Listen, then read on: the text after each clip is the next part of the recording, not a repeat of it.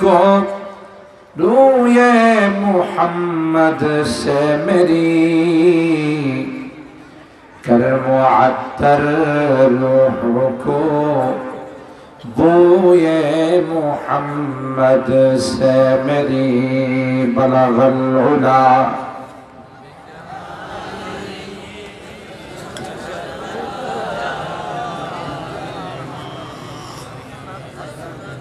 हसनत जमीउ खिसालिही सल्लु अलैहि व आलिही।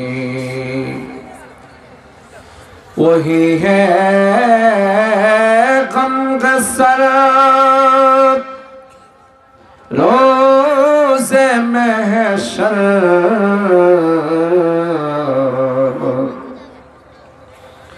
वही है गमगसर रोज़े महशर,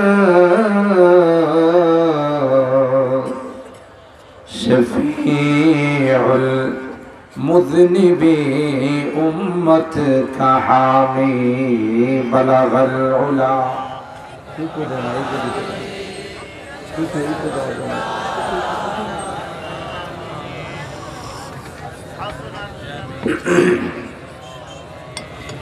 सल्लु अलैहि व आलिहि। अल्लाहुम्मा सल्लि व सल्लिम दाइमन अबदा अला हबीबिका खैरिल खल्क़ि कुल्लिहिम।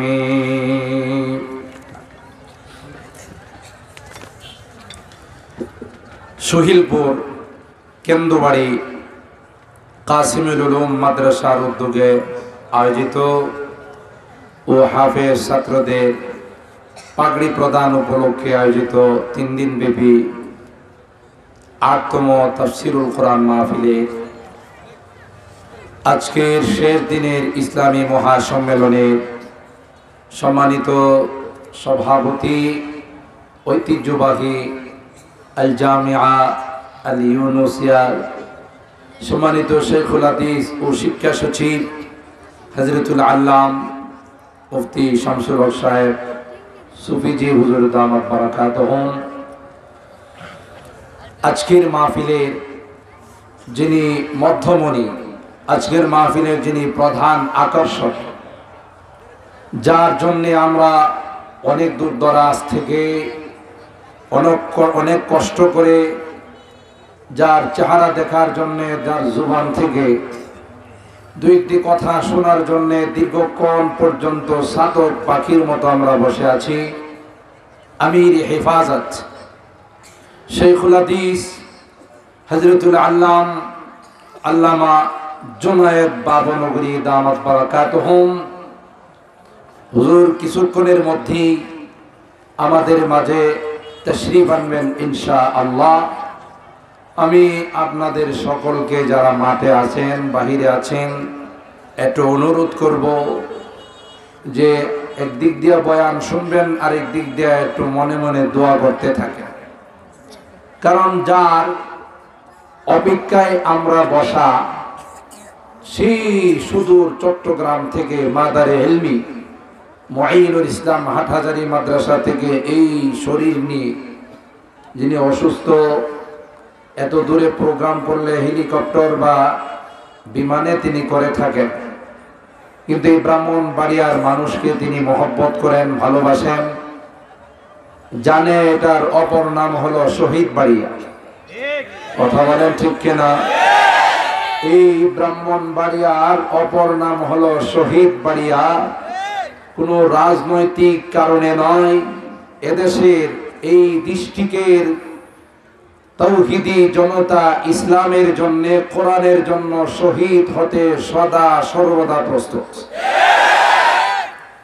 আপনারা বিশ্বাস করবেন না, আমি নালায়েক বাংলাদেশের যে কোনো প্রান্তে যাই, এমন কোনো ডিস্ট্রিক্ট নেই যে আমার সফর হয় না। গতকাল শুধু সিলেট জয়ন্তা থেকে মাহফিল করে আসছি। তো মুহতারাম হাজিরিন, যেখানেই যায় যখন জিজ্ঞাসা করে বাড়িটা কই, হোম ডিস্ট্রিক্টটা কোথায় যখন বলি যে ব্রাহ্মণবাড়িয়া, একটু নড়ে চড়ে বসে আর বলে যে আমরা তো ওই আশা নিয়ে বসে আছি যে কোন দিন এদেশের আকাশে কলমার পতাকা উড়বে, আর সেই পতাকা যেদিন উড্ডীন হবে সর্বপ্রথম শহীদ বাড়িয়ার জমিন থেকে উড্ডীন হবে। কথা বলেন ঠিক কিনা? আল্লামা খালেদ সাইফুল্লাহ আইয়ুবী সাহেব যারা গেছিলেন তিনিনগর এক মাহফিলে বললেন যে আমার মনে চায় যে ব্রাহ্মণবাড়িয়াতে একটা বাড়ি করি, কারণ আমারও দিলে বিশ্বাস যে সর্বপ্রথম পতাকাটা এখান থেকে উড্ডীন হবে। কি বলেন ঠিক কিনা? কারণ এই শহীদ বাড়িয়ার তৌহিদি জনতা বারবার ইমানি পরীক্ষায় উত্তীর্ণ হয়েছেন। যখনই কোনো বাতিল এদেশের এই ডিস্ট্রিক্টের মাটিতে মাথা চাড়া দিয়েছে, তাদের দাঁত ভাঙ্গা জবাব শহীদ বাড়িয়ার তৌহিদি জনতা দিয়েছে। আপনারা জানেন এই জামিয়া ইউনুসিয়ার যে ভিত্তি, এই মাদ্রাসা এখানে করার যে মূল লক্ষ্য এবং টার্গেট, অনেকেই হয়তো ইতিহাস জানেন। হযরতুল আল্লামা ইউনুস রহমাতুল্লাহ আলাইহি কিন্তু ব্রাহ্মণবাড়িয়া তো দূরের কথা, সে বাংলাদেশের বাসিন্দা নয়, তিনি ইন্ডিয়ার সে সাহারানপুরের বাসিন্দা। তাকে সরকারে দু আলম হযরতে মুহাম্মদুর রাসূলুল্লাহ সাল্লাল্লাহু তাআলা আলাইহি ওয়াসাল্লাম খাবে দেখাইছে যে বাংলাদেশের একটা জায়গা আছে, যে জায়গাটা হলো ব্রাহ্মণবাড়িয়া। এখানে আমার দুশমনদের আঁকড়া আছে, দুশমনদের কেন্দ্র সেটা হলো কাদিয়ানি। যে পরিমাণ কাদিয়ানি এই ব্রাহ্মণবাড়িয়াতে ছিল, বাংলাদেশের কোথাও সেই পরিমাণ কাদিয়ানি ছিল না। আমি নালায়েক বড় হুজুর রহমাতুল্লাহ আলাইহির জুবানে সরাসরি শুনছি, পাকিস্তান থেকে বড় বড় কাদিয়ানি আলেম ব্রাহ্মণবাড়িয়াতে আসতো, কাদিয়ানিরা তাদেরকে দাওয়াত দিয়ে নিয়ে আসতো। কিন্তু ওই নাদানগুলোর জানা ছিল না যে বাংলাদেশের নয় সারা বিশ্বের বাঘ বসা আছে ব্রাহ্মণবাড়িয়া, যার নাম হলো ফখরে বাঙ্গাল। কথা বলেন ঠিক কি? সেই ফখরে বাঙ্গালের ইতিহাসের কথা অনেক মাহফিলে আমি বলে থাকি, যেহেতু অনেক দিন পর্যন্ত হযরত বড় হুজুর রহমাতুল্লাহ আলাইহির সুহবতে থাকার সৌভাগ্য হয়েছে। হযরত বড় হুজুর রহমাতুল্লাহ আলাইহি হযরত ফখরে বাঙ্গাল রহমাতুল্লাহ আলাইহির অনেক ঘটনা সরাসরি নকল করতেন। তো হযরত ফখরে বাঙ্গাল রহমাতুল্লাহ আলাইহি আনোয়ার শাহ কাশ্মীরি রহমাতুল্লাহ আলাইহি অত্যন্ত আদরের শাগরেদ ছিলেন, খাদেম ছিলেন। আর আনোয়ার শাহ কাশ্মীরি রহমাতুল্লাহ আলাইহিকে খাতামুল মুহাদ্দিসিন বলা হয়। সমস্ত মুহাদ্দিসের শ্রেষ্ঠ মুহাদ্দিস যিনি ছিলেন, এত মেধা আল্লাহ পাক তাকে দিয়েছিলেন, একটা অক্ষর একবার দেখলে 40 বছর পর্যন্ত মনে থাকে। তো হযরত আনোয়ার শাহ কাশ্মীরি রহমাতুল্লাহ আলাইহি খুব আদরের খাদেম ছিলেন, শাগরেদ ছিলেন হযরত ফখরে বাঙ্গাল রহমাতুল্লাহ আলাইহি। যখন আলহামদুলিল্লাহ কোন, আরেকটু আসতে কোন, এতগুলো মানুষের আলহামদুলিল্লাহর আওয়াজ তো কমপক্ষে ব্রাহ্মণবাড়িয়ার সদর পর্যন্ত পৌঁছা উচিত। কথা বলেন ঠিক কি? আর একটু জোরে বলেন আলহামদুলিল্লাহ। খুব কাছাকাছি আজকে যিনি আমাদের মধ্যমণি, শুধু আমাদের নয়, বর্তমান বাংলাদেশের যিনি সবচেয়ে বড় মুরব্বী, আমিরি হিফাজত, বাতিলের সঙ্গে কোন সময় তিনি কোনো আপোষ করেন না। কথা বলেন ঠিক কিনা? বাতিল যতই তাকে রক্ত চক্ষু দেখাক না কেন, তিনি বলেন আমি একমাত্র আল্লাহ ছাড়া কাউকে ভয় করি না। কথা বলেন ঠিক কিনা? আমরা যখন উনি অসুস্থ ছিলেন, রিমান্ডে যখন ওনাকে কষ্ট দেওয়া হয়েছিল। চট্টগ্রাম দেখতে গিয়েছিলাম, সম্ভবত সিআরপি হাসপাতাল হবে, ওখানে দেখতে গিয়েছিলাম ঢাকার থেকে। তখন অসুস্থ, বিছনায় পড়া। আমাদেরকে সরাসরি বলছেন, ঢাকার ওলামায়ে কেরাম আসছেন, আমাকে সরকারিভাবে প্রস্তাব দেওয়া হয়েছিল বিদেশে চিকিৎসার জন্য নেওয়া হবে। আমি বলছি যদি আমার শাহাদাত হয় মাতৃভূমিতে হবে, আমি কারো টাকা দিয়ে বিদেশে চিকিৎসা নিতে যাব না। যে বেয়াদব হযরতের দাড়িতে ধরে বলেছিল যে দাড়িটা ছিঁড়ে ফেলবো, হযরত শুধু বলেছিলেন বেয়াদবি করিস না, জলে ছাই হয়ে যাবে। ওই বেয়াদবকে তার সন্তান তাকে তার স্ত্রীকে জবাই করে হত্যা করেছে। কথা বলেন ঠিক কিনা? মান আদালি ওয়ালিয়ান ফাকাদ আযানতুহু বিল হারব। হাদিসে কুদসির মধ্যে আল্লাহ পাক বলেন, আমার ওয়ালিদের সঙ্গে যারা বেয়াদবি করবে আমি আল্লাহ তাদের সঙ্গে যুদ্ধের ডিক্লার দিলাম। কথা বলেন ঠিক কিনা? আল্লামা বাবুনগরী কোন পদের জন্য নয়, বর্তমান এই জাতির শাইখুল ইসলাম আল্লামা আহমদ শফী আর কোনদিন আসবে না। আমাদের বর্তমান মুরব্বী আল্লামা বাবুনগরী, তার জন্য খুব বেশি দোয়া করতে হবে। কথা বলেন ঠিক কিনা? তিনি কোনো কাউকে খুশি করার জন্য, কাউকে ক্ষমতায় বসানোর জন্য, নামানোর জন্য কোনো রাজনীতি করেন না। তিনি তাওহীদের রাজনীতি করেন, এক আল্লাহর একত্ববাদের রাজনীতি করেন। কথা বলেন ঠিক কিনা? ক্লিয়ার তিনি বলে দিয়েছেন, এদেশে কোন নাস্তিক মুরতাদ যদি কোরআন আর সুন্নাহর উপর আঘাত করে আমি বাবুনগরীও ঘরে বসে থাকবো না। কথা বলেন ঠিক কিনা? সম্মানিত সুধী, এই সকল নিয়ামত আমাদের মাঝে যেন আরো বেশি বেশি টিকে থাকে, সেই দোয়া করতে হবে। ঠিক না বলছি? আস্তে আস্তে মুরব্বীরা চলে যাচ্ছে। কিছুক্ষণ আগে খবর পাইলাম লালবাগ মাদ্রাসার যিনি মদিনার হুজুর নামে পরিচিত ছিলেন, বড় আল্লাহওয়ালা বুজুর্গ আব্দুর রউফ সাহেব, অনেক বড় মাপের আল্লাহওয়ালা, তাকে মদিনার হুজুর বলাই হয়। রাসূলে পাকের নাম শুনলে তার চোখ দিয়া জার জার করে পানি বাইরে। আমি নিজে তার খেদমত করার সৌভাগ্য হয়েছে। কিছুক্ষণ আগে আমার মাদ্রাসার এক মুহাদ্দিস ফোন দিয়ে বলেন হযরত ইন্তেকাল করেছেন। সকলে বলেন ইন্না লিল্লাহি ওয়া ইন্না ইলাইহি রাজিউন। অনেক বড় মাপের বুজুর্গ আল্লাহওয়ালা ছিলেন, দীর্ঘদিন পর্যন্ত এই লালবাগ মাদ্রাসায় তার জীবনকে ন্যস্ত করেছেন। আল্লাহ তাআলা হযরতকে জান্নাতুল ফিরদাউসের আলা মাকাম নসিব করেন। বলুন আমিন। আর তো জোরে বলুন আমিন। সম্মানিত সুধী, যে কথা বলতেছিলাম, এই ব্রাহ্মণবাড়িয়ার বাসিন্দা আমরা, এই জন্য নিজেদেরকে নিয়ে গর্ব করি। কোনো গ্যাস আছে এই জন্য না, এই জায়গার লোকেশন অত্যন্ত সুন্দর এই জন্যে নয়, আমরা গর্ব করি যে আমরা ফখরে বাঙ্গালের সন্তান। কথা বলেন ঠিক কিনা? আমরা আমাদেরকে নিয়ে গর্ব করি যে আমরা হযরত রাইসুল মুফাসসিরিন বড় হুজুরের রুহানি সন্তান। কথা বলেন ঠিক কিনা? আমরা নিজেদেরকে নিয়ে গর্ব করি যে আমরা মুফতি আজম মুফতি নুরুল্লাহ রহমাতুল্লাহি আলাইহির রুহানি সন্তান। কথা বলেন ঠিক কিনা?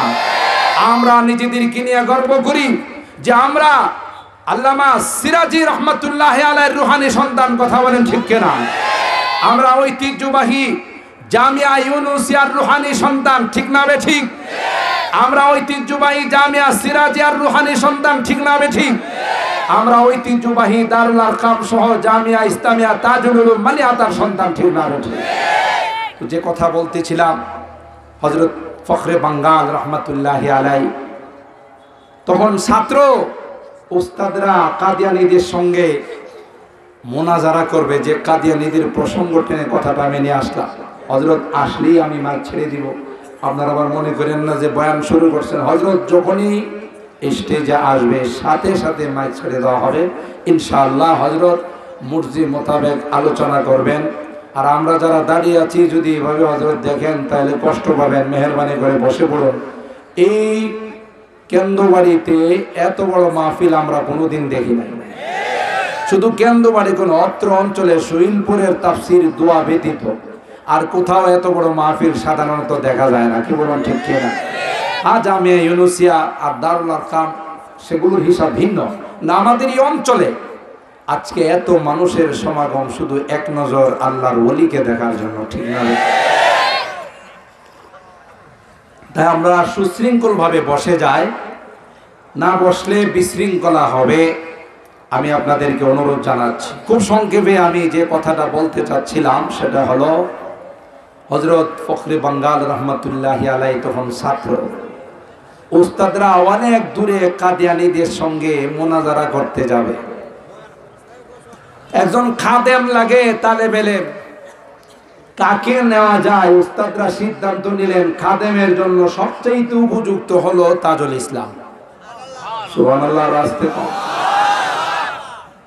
গিয়ে বললেন, ভাই ताजुल इस्लाम, तुमको हमारे साथ ले जाना चाहते हैं। আমরা চাইতেছি তোমাকে আমাদের সঙ্গে খেদমতের জন্য নিয়ে যাব। হ্যাঁ হযরত, मैं तैयार हूं। ছাত্র বলে ফেললেন যে খেদমতের জন্য আমি ताजुल इस्लाम রেডি, लेकिन उस्ताद जी से इजाजत लीजिए। আমার যে মুরব্বি আল্লামা কাশ্মীরি রহমাতুল্লাহি আলাইহি, হুজুর একটু অনুমতি দিলি আমি চলে যাব। কারে কয় দেখেন, মানা। উস্তাদরা গিয়ে খাতামুল মুহাদ্দিসিন আল্লামা আনোয়ার শাহ কাশ্মীরি रहमतुल्लाह अलैहि के বললেন, हजरत हम तो मुनाजरा के लिए जा रहे हैं, फला जगह में, तो हमारे साथ मौलवी ताजुल इस्लाम को ले जाना चाहते हैं। আমরা তো অনেক দূরে কাদিয়ানীদের সঙ্গে বহাস করার জন্য যাব, আমরা তো এই ছাত্র তাজুল ইসলামকে সাথে নিতে চাই। খুব খেয়াল করবেন। हजरत अनवर शाह कश्मीरी रहमतुल्लाह अलैहि बोलें, हाँ भाई उनको ले जाओ, इनकी जरूरत है। सुभान अल्लाह। इस ছাত্রটারে নিয়ে যাও, এটা কাজে লাগবে। কি জি কইছে উস্তাদরা বুঝতে পারে না, কো বিপদে পড়লে কাজে লাগবে, এরে নিয়ে যাও। সুবহানাল্লাহ। লম্বা ঘটনা, আমি বিস্তারিত বলবো না, হযরত বড় হুজুরের জবান থেকে সরাসরি শোনা কথা। তো সাথে নিয়ে গেছেন হযরতে ফখরে বাঙ্গাল রহমতুল্লাহি আলাইহি। ওখানে যাওয়ার পর দেখে কাদিয়ানী শয়তানরা কিভাবে বাহাস করবে সব আগে থেকে সাজাই রাখছে। প্রথম শর্তই দেওয়া হলো মুনাজারা আরবি সে হোগা, উর্দু সে নাই হোগা। তোমাদের সঙ্গে যে আমাদের বাহাস হবে এটা আরবি ভাষায় হবে, উর্দুতে না। অথচ ওনাদের মাতৃভাষা কি? কথা কয় না, ওনাদের মাতৃভাষা হলো উর্দু। কইছে যে আরবিতে বাহাস করতে হবে, অথচ দারুল উলুমের উস্তাদরা কেউ জানেন না, এর আগে শর্ত দেয়। दूसरी शर्त ये है अरबी से होगा लेकिन नजम से, नसर से नहीं। তাও পদ্য আকারে হবে, কথা দিয়ে নয়, গদ্য আকারে নয়। দেখেন আবার কি এক কঠিন শর্ত লাগাইছে। আরবিতে তো এমনি আমরা যারা মাদ্রাসায় পড়ি কিছু তো আরবি কইতেই পারি, কিন্তু এটার কবিতা আকারে বানায় বলা, এটা কি চারটিখানি কথা? এর জন্য প্রিপারেশনের দরকার আছে না? এখন যদি দেওবন্দির উস্তাদরা বলেন নাই ভাই আরবি সে नहीं होगा, এনে তুই পরাজয়। আবার যদি বলে আরবি সে होगा लेकिन नजम से नहीं, नसर से, পদ্য আকারে নয় গদ্য আকারে, এখানে তো আবার পরাজয়। স্বীকার না করে উপায় নাই, সবগুলোতেই স্বীকার করছেন, হ্যাঁ ভাই ঠিক है আরবি সে होगा, नजम से होगा। এরা এদের প্রস্তুতি অনুযায়ী টেবিলের সামনে দাঁড়িয়ে, বেঞ্চের সামনে দাঁড়িয়ে তাদের প্রশ্নগুলো আরবিতে করা শুরু করছে। এরা তো আগের থেকে কয়েক বছর চেষ্টা করে ঘুম খাওয়া সব বাদ দেওয়া বানাইছে, কথা বলেন ঠিক? আর অপর পক্ষ তো জানেই না। যখন শুরু করছে উস্তাদরা তো মানে বিপদে পড়ে গেছে, কিন কর্তব্য বিমুখ, প্রস্তুতি নাই। তাদের এই প্রশ্নের জবাব আমরা দেব কেমন করে? উস্তাদরা পরামর্শ করছে, একজন আরেকজনকে জিজ্ঞাসা করে, জবাব দেনা মুমকিন है कि नहीं ভাই? জবাব দেওয়া সম্ভব না। ওই যে ব্রাহ্মণবাড়িয়ার মাটির সন্তান, আল্লাহু আকবার বলেন, আর জোরে বলেন আল্লাহু আকবার। কার সন্তান আমরা, কাদের রুহানি সন্তান? দেখেন ইতিহাস, দেখেন আমরা তো ইতিহাস ভুলে গেছি। উস্তাদরা সব পরামর্শ করে বলে যে আচ্ছা কাশ্মীরি রহমতুল্লাহ আলাইহি তো বলছিল এদারে নিয়ে যাও, কাজে লাগবে। কলন্দর হারচে গুইয়া দিদা গুইয়া মুরব্বীরা বুজুর্গরা যা কয় দিঘে শুনেই কয়, কথা কোন ঠিক না। কাশ্মীরি রহমতুল্লাহ আলাইহি তো বলছিল ভাই উनको ले जाओ, इनकी जरूरत है। আচ্ছা ওরে জিজ্ঞাসা করে দেখো পারবে কিনা। তো সবাই মিলে বলল ভাই তাজুল ইসলাম, ये जो सवालात है इनका जवाब देना मुमकिन है, পারবা এই জবাব দিতে? হযরতে ফখরে বাঙ্গাল তখন ছাত্র, ফখরে বাঙ্গাল रहमतुल्लाह अलैहि বললেন आप हजरत की दुआ हो तो मैं कोशिश कर सकता हूं, যদি আপনাদের দোয়া থাকে আমি নালায়েক একটু চেষ্টা করি জবাব দেওয়া যায় কি। এই যে স্টেজের এক কোণাতে 5 মিনিটের জন্য একটা রুমাল দিয়ে আমার রুমালের ভিতরে ঢুকাই দেন। এই রুমাল দিয়ে একটু পর্দা করছে, উনি 5 মিনিট ভিতরে ঢুকা কার সাথে কি কথা হয়েছে এ জানে, আর আল্লাহ জানে। আরো জোরে বলেন। 5 মিনিট পর কি যেন ছোট্ট একটা কাগজের টুকরা নিয়ে দাঁড়াই গেছে। সুবহানাল্লাহ। দাঁড়াইয়া যখন জবাব দেওয়া শুরু করলো আরবিতে এবং কবিতা আকারে, এই কাদিয়ানি কাফের গোষ্ঠী যা ছিল সব আস্তে আস্তে ময়দান ছাইরা পলাইতে বাধ্য, এবং এরা মুখের দিকে তাকায় রইল, এটা কি মানুষ না অন্য কিছু। জবাব এমন ভাবে দিয়েছেন, তাদের প্রশ্নের জবাবও হয়েছে, তাদের প্রশ্নের মধ্যে কি কি ভুল ছিল সেগুলো শুধরিয়ে দেওয়া হয়েছে। দাঁড়ায়া এই জবাব দেওয়ার পর উস্তাদরা তো ছাত্রর দিকে তাকাই রয়েছে যে ইয়া আল্লাহ, এটা কি মানুষের বাচ্চা না ফেরেশতার বাচ্চা। হযরতে ফখরে বাঙ্গাল के উস্তাদরা জিজ্ঞাসা করলেন ভাই ये जवाब तुमको कहां से मिला? हाथे নাই কিতাবাদি কিচ্ছু নাই, কাগজ কলম নাই, এই জবাব তুমি পাইছো কই? हजरत ये जो रुमाल के अंदर गए थे हजरत कासिम नानतवी रहमतुल्लाह अलैह, कश्फ की वजह से मुझे ये जवाब इल्हाम किया। बानी दारुल उलूम देवबंद हजरत कासिम नानतवी रहमतुल्लाह अलैह কাশফের মাধ্যমে আমার বলছে তাজুল ইসলাম कोई फिक्र नहीं है, কোনো টেনশন নাই, এদের এই লাইনের জবাব এই তুমি কলবের মধ্যে লিখে নাও, এই লাইনের জবাব এই তুমি কলবের মধ্যে লিখে নাও। এক একটা বলছে হুজুর আপনাদের দোয়াই সব কলবে লিখে ফেলেছি। হযরতে কাসিম নানতবী রাহমাতুল্লাহ আলাইহি, যিনি দেওবন্দের বাণী, হযরতে ফখরে বাঙ্গাল রাহমাতুল্লাহ আলাইহি বলেন কাশফের মাধ্যমে তিনি আমাকে জবাবগুলো দিয়েছেন, আমি আহলে হকের তর্জমান হয়ে মুখপাত্র হয়ে সেই জবাবগুলো পেশ করতেছি। সুবহানাল্লাহ। ये मजलिस में वो मजलिस है खुद फितरत जिसकी कासिम है। हजरते कासिम नानतवी रहमतुल्लाह अलैह, যিনিও ইংরেজদেরকে নিয়ে খুব টেনশনে ছিলেন, কি করা যায়, তাদের কিভাবে দেশ থেকে তাড়ানো যায়। আল্লাহর পয়গম্বর স্বপ্ন যুগে তাকে দেখাইলেন যে মিয়া এমনি সিটা ফাটা কিছু দেওয়া হবে না, কওমি মাদ্রাসার ভিত্তি স্থাপন করবে, কওমি মাদ্রাসা হবে, এর উপরে ভিত্তি করে ইংরেজের বিরুদ্ধে আন্দোলন হবে, লাল কুত্তার দলেরা পলানোর জায়গা পাবে না। কথা বলেন ঠিক কি না? তাইলে এই দেওবন্দ মাদ্রাসার ভিত্তি সরাসরি সরকারে তো আযম হযরতে মুহাম্মদুর রাসূলুল্লাহ সাল্লাল্লাহু তাআলা আলাইহি ওয়াসাল্লাম লাঠি মোবারক দিয়ে লিখে গেছেন, দাগ দিয়ে গেছেন, এখানেই দেওবন্দ মাদ্রাসার ভিত্তি স্থাপন করো। কথা বলুন ঠিক কি? खुद साकी कौसर मेरा की मैं खाने की बुनियाद है।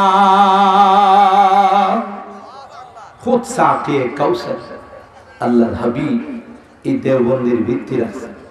खुद साक़ी कौसर ने राखी मैं खाने की बुनियाद तारीख मुरातब करती है, तारीख मुरातब करती है, दीवानों की रौदा दिहाए इल्म हुनर का गहवारा, तारीख का वो से पारा है, हर फूल हाय के शोला है, हर शर्वा यहाँ में नारा है। अल्लाहु আকবার। সুতরাং হযরতে কাসিম নানুতুবি রাহমাতুল্লাহি আলাইহি যে মানুষটাকে ইলহামের মাধ্যমে কাশফের মাধ্যমে এই কাদিয়ানী শয়তানদের বিরুদ্ধে জবাব শিখাই গেছে, আমরা সেই ব্রাহ্মণবাড়িয়ার মাটির সন্তান। কথা বলুন ঠিক কি? আল জামিয়া আল ইউনুসিয়া এই কাদিয়ানীদেরকে, খাতমে নবুয়তের দুশমনদেরকে উৎখাত করার জন্য সরকারে দো আলম নবী হযরত ইউনূস রাহমাতুল্লাহি আলাইহিকে পাঠাইছে যে যাও ব্রাহ্মণবাড়িয়াতে গিয়ে এই এদারা কায়েম করো, যে এদারার মাধ্যমে এখান থেকে কাদিয়ানীদেরকে উৎখাত করা হবে। ঠিক না বেঠি? ইতিহাস না জানলে সমস্যা। ঠিক না বেঠি? এই জামিয়া ইউনুসিয়া ব্রাহ্মণবাড়িয়ার জন্য মাদারে ইলমি, সমস্ত মাদ্রাসার মার্কা যত আলেম ওলামা আমরা দেখি পুরা ডিস্ট্রিক্টের মধ্যে, শুধু ডিস্ট্রিক্ট নয় অল বাংলাদেশ সারা বিশ্বের মধ্যে ছড়িয়ে ছিটিয়ে আছে এই জামিয়া ইউনুসিয়ার রুহানি সন্তান। ঠিক না? আর আমরা ওই মাটির সন্তান যেই মাটির নিচে ফখরে বাঙ্গাল শুয়ে আছে, যেই মাটিতে রাইসুল মুফাসসিরিন শুয়ে আছেন। কথা বলুন ঠিক কিনা? যেখানে মুফতি আজম মুফতি নুরুল্লাহ রাহমাতুল্লাহি আলাইহি শুয়ে আছেন, যে মাটিতে কিছুদিন আগে আমাদেরকে সুখের সাগরে ভাসাইয়া বর্তমান বড় হুজুর যিনি ছিলেন আল্লামা মনিরুজ্জামান সিরাজি সেই মাটিতে শুয়ে আছেন। কথা বলুন ঠিক না বেঠিক? সুতরাং যেখানে যাই যে কথা বলতেছিলাম, মানুষজন যখন শুনে যে ব্রাহ্মণবাড়িয়ার সন্তান, তখন প্রথম শব্দটাই বলে আমরা তো সেই অপেক্ষায় বসা আছি যে কোন দিন ব্রাহ্মণবাড়িয়ার থেকে কলমার পতাকা উত্তোলন হবে। মুসলমানের দেশে কোরআনী হুকুমত, ইসলামী হুকুমত যতদিন পর্যন্ত কায়েম না হবে ততদিন পর্যন্ত এদেশের দুর্নীতি কোনোদিন মূলোৎপাটন হবে না। মানুষ যখন তাদের ব্যক্তিগত জীবনে, পারিবারিক জীবনে, সামাজিক জীবনে, রাষ্ট্রীয় জীবনে কোরআনকে ফলো করবে, আল্লাহর নবীর সুন্নাহকে ফলো করবে, তখন এই পৃথিবীটা হয়ে যাবে তাদের জন্য জান্নাতের বাগান। কথা বলেন ঠিক না ঠিক? তাই তো সারা দেশের মানুষের একটাই আকাঙ্ক্ষা যে এই শহীদ বাড়িয়ার নাম শুনলেই সবাই চমকায় ওঠে। ঠিক না ঠিক? বিধায় আমরা আজকের এই মহা সম্মেলন থেকে এই মেসেজটুকু সারা বিশ্বের নাস্তিক আর মুরতাদ সহ বাংলাদেশের যারা তাদের এজেন্ট, তাদের দালাল, তাদেরকে আমরা বলতে চাই, সাবধান সাবধান, ওই তোমাদের দাদাদের কোনো স্বপ্ন এদেশে দেখার চেষ্টা করবা না। কথা বলেন ঠিক কিনা? যদি কখনো দাদাদের কোনো স্বপ্ন এদেশে বাস্তবায়ন করতে চাও, মনে রাখো আর কোন ডিস্ট্রিক্টের কথা বলতে পারি না, এই ব্রাহ্মণবাড়িয়ার তাওহীদি জনতা সর্বপ্রথম রক্ত ঢেলে দেবে। কথা বলেন ঠিক কিনা? তারপরেও এদেশে কোনো নাস্তিক আর মুরতাদের স্বপ্ন বাস্তবায়ন হতে দেওয়া হবে না। এদেশ হযরতে শাহজালাল ইয়ামানি মুজাদ্দিদি রাহমাতুল্লাহি আলাইহি ইয়ামান দেশের থেকেও এদেশে আসছেন একই কারণে, যে কোনো নাস্তিক আর মুরতাদ, কোনো পৌত্তলিক আর কোনো হিন্দুদের কালচার যেন এদেশে থাকতে না পারে। হিন্দুরা থাকবে, তাদের দেবতা তাদের মন্দিরে থাকবে, এই দেবতা মুসলিম কালচারের কোনো চৌরাস্তার মোড়ে আসতে পারবে না। কথা বলেন ঠিক কিনা? মুহতারাম হাজিরিন, এটা আমরা কাহারও বিপক্ষে বলি না, কোনো রাজনৈতিক দলের বিপক্ষে আমাদের বক্তব্য নয়। রাজনীতি আপনারা করবেন, ক্ষমতা আপনারাই চালাবেন, এই চেয়ার হুজুররা দখল করবে না। কারণ এই চেয়ারের পায়ার থেকে নিয়ে মাথা পর্যন্ত শুধু দুর্নীতি আর দুর্নীতি। কথা না রাগ করতেছেন? কোনো দলকে নির্দিষ্ট করে বলতেছি না, এই ক্ষমতায় যারা যায় এরাই দুর্নীতি করে। কথা বলেন ঠিক কিনা? আর ক্ষমতা এত বড় খারাপ, ক্ষমতা থেকে কেউ নামতেও চায় না। দেখেন না এক তার সিরা ডোনাল্ড ট্রাম্প, কথা কয় না, তার সিরা জো বাইডেন প্রচুর ভোটে নির্বাচিত হয়েছে, তারপরে তার সিরা কই দমু না, দরকার লাগলে উসলায় বালামো। কথা বলেন ঠিক কিনা? সব শেষ করে বালামো, কিন্তু ক্ষমতার চেয়ার ছাড়বো না। ক্ষমতা খুব খারাপ জিনিস। আল্লাহ বলেন কুলিল্লাহুম্মা মালিকাল মুলক তুতিল মুলকা মান তাশা ওয়া তানজিউল মুলকা মিম্মান তাশা ওয়া তুইজ্জু মান তাশা ওয়া তুযিল্লু মান তাশা বিয়াদিকাল খায়র। আল্লাহ কয় ক্ষমতার বাহাদুরি দেখাও, ক্ষমতার চাবিকাঠি তো আমার হাতে। বহু শক্তিধর ক্ষমতাওয়ালারা পৃথিবীতে ছিল, আল্লাহ কয় জুতার পিটা খাওয়ায়া বিদায় করছে। ঠিক না ঠিক? নমরুদ ইন্টারন্যাশনাল হারামজাদা, কথা বলে না, হালাল জাদা। আমি এই কথা তো অনেক মাহফিলি বলি, আপনারা সবাই তো জানেন এলাকার মানুষ। যারাই নবীদের বিরুদ্ধাচরণ করে, যারা কোরআন সুন্নাহর বিরুদ্ধে কথা বলে, যারা ইসলামের বিরুদ্ধে কথা বলে, আপনারা 100% নিশ্চিত হবেন তার জন্মে সমস্যা আছে। এটাই কোরআন হাদিসের বিধান। জন্মে সমস্যা না থাকলে ইসলাম কোরআন নবীর সুন্নাহ নিয়ে কথা বলতে পারে না। অতীতের ইতিহাসটা হযরত ইব্রাহিম খলিলুল্লাহ, যিনি জাতির পিতা, মুসলিম মিল্লাতের পিতা, আল্লাহ পাক যাকে বলেন ওয়াত্তাখাযাল্লাহু ইব্রাহিম খলিলা। হযরত ইব্রাহিম খলিলুল্লাহ, আল্লাহ পাক রব্বুল আলামিন যাকে আজরের মতো ব্যক্তি কোন থেকে আল্লাহ পাক ইব্রাহিম খলিলুল্লাহকে দুনিয়াতে পাঠাইছেন। আল্লাহ পাক ডাক দিয়া কয় ইব্রাহিমকে আমার খলিল বানাইলাম, আমার অন্তরঙ্গ তাকে বানাইলাম।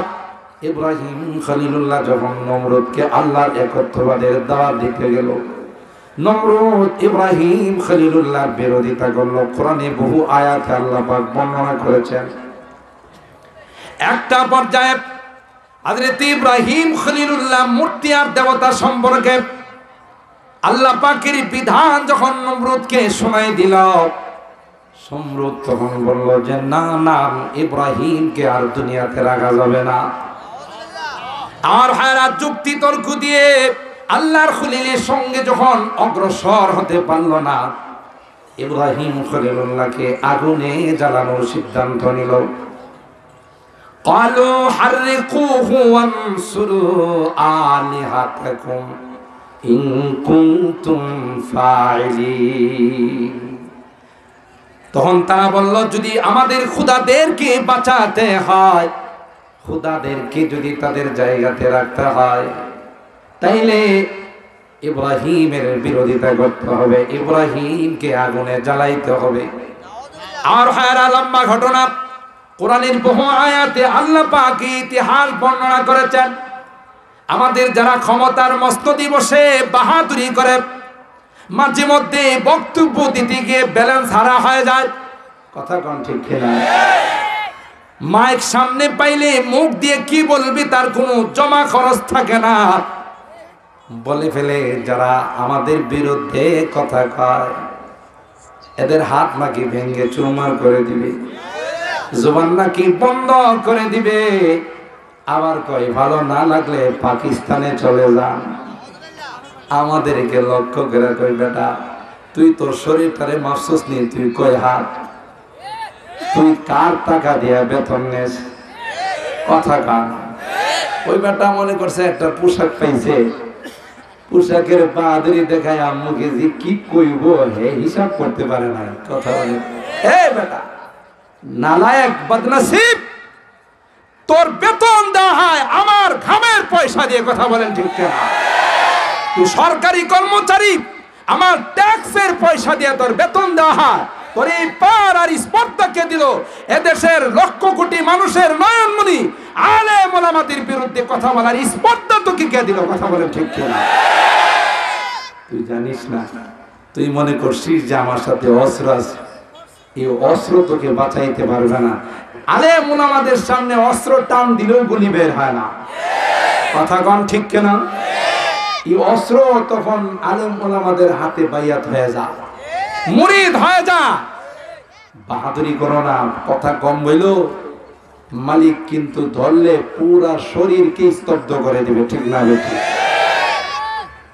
সুতরাং আর হায়রাত, হযরত ইব্রাহিম খলিলুল্লাহ আল্লাহর পয়গম্বর, নমরুদ এত বড় সুপ্রিম পাওয়ারের মালিক, আগুন জ্বালাইলো, ইব্রাহিমকে আগুনে জ্বালাবে। তাফসীরের কিতাবের মধ্যে আসে এত অগ্নিকুণ্ডলী এত প্রজ্বলিত হলো, এত তাকে জাল দেওয়া হলো, এত হিট দেওয়া হলো, আকাশে যদি কোনো পাখি উড়ে যায় ওই পাখিটাও ভুনা হয়ে পড়ে যায়। হযরত ইব্রাহিমকে আগুনে জ্বালাবে, কিন্তু গাছে তো যাওয়া যায় না। চরকার মধ্যে আল্লাহর পয়গম্বরকে মজবুত রশি দিয়ে বাঁধলো, ইব্রাহিমকে চরকা ঘুরাবে আর আগুনে ফেলাবে। কিন্তু চরকারে আল্লাহ পাক ডাক দেয়া কই, না না, তোর মধ্যে আমার খলিল বসা আছে, তাকে কোনোদিন আগুনে ফেলানো যাবে না। আর হায়রাত, হাজার চেষ্টা করেও যখন চরকা ঘুরে না, ওই মেইন সময়ে শয়তান ইবলিস এসে কয়, সারা দুনিয়ার মানুষ চেষ্টা করলেও চরকাকে ওঠানো যাবে না। এ ভাই কি জন্যে? কয় তোরা দেখিস না, আমি দেখি। ইব্রাহিমের চরকার মধ্যে নূরের ফেরেশতারা ধরে রাখছে। আরো জোরে বলেন আল্লাহু আকবার। সুতরাং নূরের ফেরেশতারা ধরে রাখছে, হাজার চেষ্টা করলেও তোমরা পারবে না, পারবে না। ওখানে যদি আকাম কুকাম শুরু না করো, গুনাহ আর জিনা ব্যভিচার যদি শুরু না হয়, আল্লাহর পয়গম্বরের চরকা কোনোদিন ঘুরবে না। ইবলিসের পরামর্শ নিয়ে তাই শুরু করে দেওয়া হলো, যেখানে পাপাচার হয়, যেখানে গুনাহ হয়, নূরের ফেরেশতারা সেখানে থাকে না। তখন তারা চরকাকে ঘুরাইয়া আগুনে ফেলে দিবে। আল্লাহ পাক আগুনকে ডাক দেয়া কয়, আগুন সাবধান সাবধান, আমার খলিল, খলিলকে তো জ্বালাবে তো দূরের কথা, যে রশিগুলো দিয়ে আমার খলিলকে বাঁধা হলো রশিগুলো পোড়াই দিবে, কিন্তু রশির নিচে একটা পশমকেও ধরতে পারবি না, একটা পশমকেও স্পর্শ করতে পারবি না, নিষেধ। আগুনকে আল্লাহ তাআলা বলে দিলেন। কোরআনে আল্লাহ পাক বলেন, কুলনা ইয়া নারু কুনি বারদা ওয়া সালামান আলা ইব্রাহিম। আল্লাহ পাক আগুনকে বলে দিলেন, আগুন, খলিল আসতেছে, খলিলের জন্য তুমি শান্তিদায়ক হয়ে যাও। যদি আল্লাহ বলতেন বারদা, বরফ হয়ে যাইতো, হযরত ইব্রাহিম খলিলুল্লাহর কষ্ট হতো। আল্লাহ পাক রব্বুল আলামিন পরে বলে দিলেন, ওয়া সালামা, শান্তিদায়ক হয়ে যাও। আল্লাহর পয়গম্বরকে যখন আগুনে ফেলে দেওয়া হলো, হযরত ইব্রাহিম খলিলুল্লাহ আগুনের মধ্যে যখন তাকে নিক্ষেপ করা হলো, আল্লাহর হুকুম অনুযায়ী আগুন ইব্রাহিম খলিলুল্লাহর রশিগুলো পড়ে দিল। আল্লাহর কসম, রশির নিচের একটা পশম কেউ স্পর্শ করে না। ইব্রাহিম খলিলুল্লাহ আগুনের মধ্যে যায় আরামসে বসে রয়েছে, সুবহানাল্লাহ। আর নমরুদে চেয়ারের উপর থেকে আগুনের এই তামাশা দেখে কিরে, তোর কি জ্বালানোর শক্তি শেষ হয়ে গেছে, তুই কি আর জ্বালাইতে পারিস না? আল্লাহ তাআলা আগুনের জুবান খুইলা দিছে, কয় আগুন ডাক দেখ, তুই আয়া দেখ, পারি না, না পারি দেখ। কথা বলেন ঠিক কিনা? তোর গোলাম আমি নাই, এ নমরুদ, আমি আগুন তোর গোলাম নয়, আমি তো মালিকের গোলাম। সেই মালিক আমাকে নিষেধ করেছেন যে ইব্রাহিমের গায়ে তো দূরের কথা, কোনো পশমকেও স্পর্শ করা যাবে না। কথা বলুন ঠিক কিনা? অতীতের ইতিহাসগুলো একটু তালাশ করে দেখো। তোমরা মাদ্রাসা বন্ধ করে দিতে চাও, এদেশে কওমি ওলামায়ে কেরামদের আওয়াজকে স্তব্ধ করে দিতে চাও, তোমাদের ইতিহাস জানা নেই, একটু ইতিহাস তালাশ করে দেখো। সারা জিন্দেগি সমস্ত নাস্তিক মুরতাদ চেষ্টা করলেও কোরআনের আওয়াজকে স্তব্ধ করতে পারবে না। স্বয়ং আল্লাহ তাআলা যে কোরআনের হেফাজতের দায়িত্ব নিয়েছেন, কোন বাপের বেটার ক্ষমতা? কথা বলেন ঠিক কি? আপনি দেখেন না, 4 বছরের বাচ্চার সিনার মধ্যে পুরা 30 পারা কোরআন আল্লাহ ঢুকাই দেয়, ঠিক কিনা? অহরহ মিডিয়ার মধ্যে আসে 4 বছরের সন্তান যারা ঠিক মতো কথাই বলতে পারে না, এমন সন্তানের সিনায় আল্লাহ তাআলা 30 পারা কোরআনকে সংরক্ষণ করে দিচ্ছেন। এরপরেও কি তোমাদের অনুভূতি হয় না? কোথায় হাত দিতে চাও? কার সম্পর্কে কথা বলতে চাও? সাবধান, কিয়ামত পর্যন্ত তোমাদের এই মিশন বাস্তবায়ন হবে না, ঠিক কিনা? ইউরিদুনা লিইউতফিউ নূরাল্লাহি বিআফওয়াহিহিম আল্লাহু মুতিম্মু নূরিহি ওয়ালাউ কারিহাল কাফিরুন। আল্লাহ পাক বলেন, সারা পৃথিবীর সকল ইহুদি নাস্তিক মুরতাদ যদি একত্রিত হয়ে যান আর ষড়যন্ত্র করে আমার কোরআনের লাইটকে অফ করে দেওয়ার জন্য, আল্লাহ পাক ডাক দেয়া কয়, না না, এদের মিশন ব্যর্থ হবে, আমার কোরআনের লাইটকে কোনোদিন অফ করতে পারবে না। আমি সূরাতুল হাদিদের সূরাতুল ওয়াকিয়ার যে আয়াতগুলো তিলাওয়াত করেছি, কয়েকখানা ছোট ছোট আয়াত তিলাওয়াত করেছি, আল্লাহ পাক এখানে কসম করে বলেন, ফালা উকসিমু বিমাওয়াকিন নুজুম ওয়া ইন্নাহু লাকাসামুল লাউ তা'লামুন আযীম ইন্নাহু লাকুরআনুন কারীম ফি কিতাবিন মাকনুন লা ইয়ামাসসুহু ইল্লাল মুতাহহারুন। আল্লাহ পাক বলেন, তারকাগুলো যেই জায়গা দিয়ে উত্তীর্ণ হয়, যেই জায়গা দিয়ে উদিত হয়, আমি আল্লাহ সেই জায়গার কসম করে বললাম, এটা কোনো সাধারণ কসম নয়, অনেক বড় কসম। ইন্নাহু লাকুরআনুন কারীম, আমি আল্লাহ যেমন মহান, আমার কালাম তেমন মহান। সারা পৃথিবীর মানুষ যদি চেষ্টা করে কোরআনের কোনো ক্ষতি করা তো দূরের কথা, একটা জের জবর নক্তার পরিবর্তন করতে পারবে না। কি স্বপ্ন দেখো, চেরাগেরা কে ইজ্জত বর ফরোজাদ, চেরাগেরা কে ইজ্জত বর ফরোজাদ, হারা কাসদম জানাদেরি শাসে বসুজাদ, नूर हक शम्अ इलाही को बुझा सकता है कौन, जिसका हामी है खुदा उसको मिटा सकता है कौन, जिसका हामी है खुदा उसको मिटा सकता है कौन। और हारा कवि বলেন, এ বদনসিবের দল, কোরআনের বিরুদ্ধাচরণ যদি করতে যাও, কোরআনের পাখিদের বিরুদ্ধে যদি কথা বলো, কোরআনের মাদ্রাসার বিরুদ্ধে যদি কথা বলো, আল্লাহর কসম কোরআনের কোনো ক্ষতি হবে না, কোরআনের পাখিদের কোনো ক্ষতি হবে না, কোরআনের প্রতিষ্ঠানের কোনো ক্ষতি হবে না, তোমার জীবনটা বরবাদ হয়ে যাবে। কথা বলুন ঠিক কিনা? তুমি কি এই নেটের মধ্যে দেখো না, ইহুদিরা চেষ্টা করে বিড়ালকে দিয়ে আমার আল্লাহর কোরআনের উপর দিয়ে নেওয়ার জন্য, কোরআনের পাতার উপর দিয়ে বিড়ালটাকে নেওয়ার জন্য, কিন্তু বিড়ালও জানে এটা আমার আল্লাহর কালাম। আর জোরে বলুন ঠিক কিনা? সমস্ত প্রাণীরা জানে এটা দুনিয়ার কোনো মানুষের কালাম না, এটা আমার আল্লাহর কালাম। তাই যদি আমি আল্লাহর কালামের উপর দেয়া যায় বেয়াদবি হবে, তাই কোন অবস্থাতে আল্লাহর কালামের উপর দেয়া পাও রাখে না।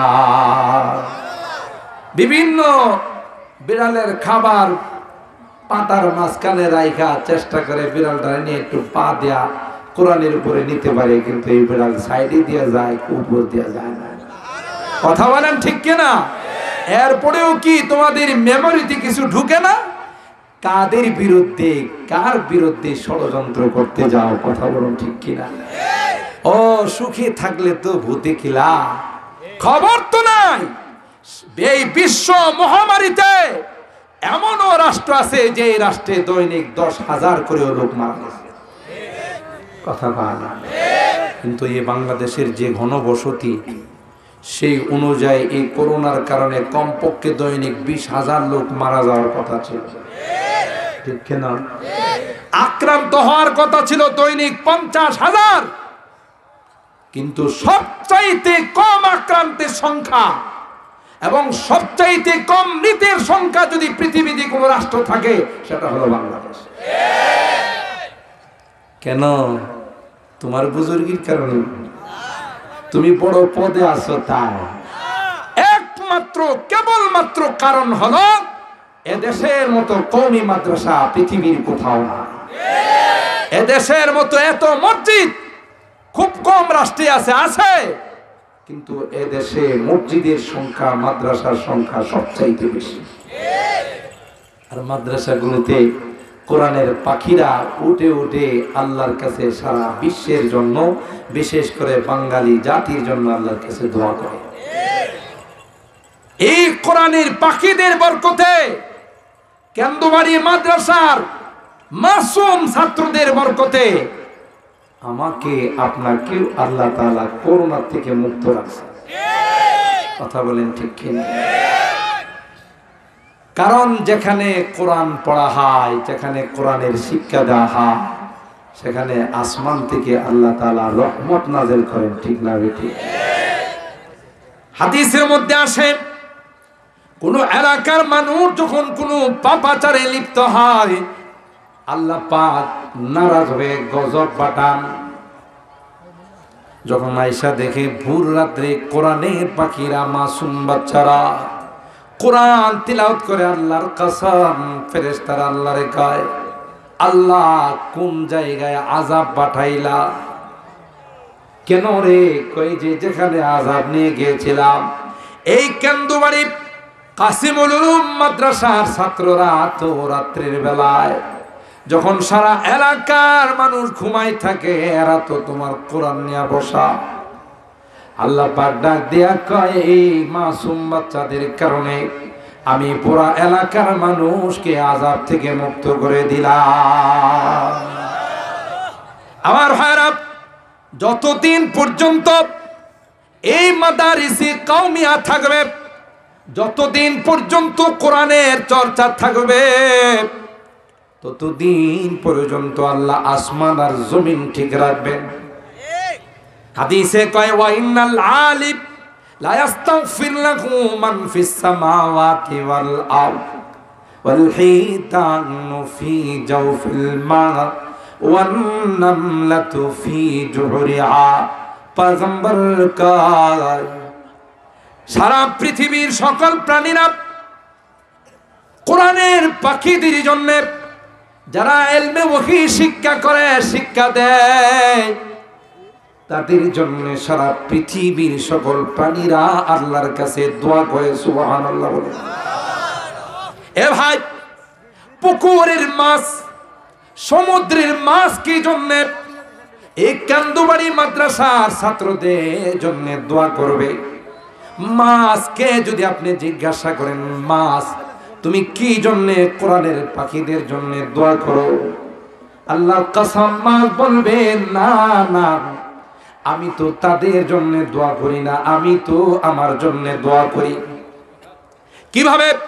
মাছ ডাক দেয়া বলবে, আমি ভালো করে জানি পৃথিবীটা আল্লাহ পাক রাখবেন ততদিন যতদিন পর্যন্ত কোরআনের চর্চা থাকবে, যতদিন পর্যন্ত কোরআনের শিক্ষা চালু থাকবে, যতদিন পর্যন্ত কোরআনের চর্চা এই পৃথিবীতে থাকবে, ততদিন আসমানের সামিয়ানাও আল্লাহ ভাঙবেন না, জমিনের বিছানাও আল্লাহ উঠাবেন না।